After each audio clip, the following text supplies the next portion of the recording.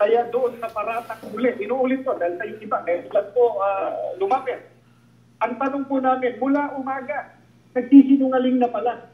Biglang ngayon, nung lumabas dahil nagkabistuhan, ibig sabihin, nagsasabi na ng totoo. Ganun lang ba yun?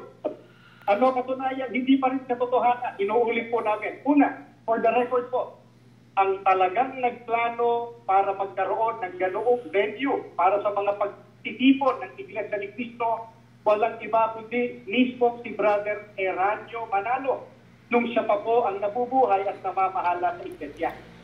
Yun pong panukala niyang iyon, yun po ay itinuloy, itinatupad ni Brother Eduardo Manalo.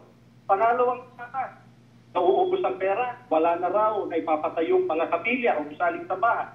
Inuulit po namin, August of 2011, groundbreaking po iyon ng Philippine Arena. Since 2011 up to now, mahigit po sa 800 ang bagong kapilya ng Iglesia ni Cristo na naipatayo rito at sa ibayong dagat. At kung naghahanap po, ewan namin kung baka hindi napapansin, naghahanap ng malaki na gusaling tambahan. Isang halimbawa lang po para sa inyong lahat. Napakadali nyo i-check. Bago po pinasinayaan yung Philippine Arena, ang una pong pinasinayaan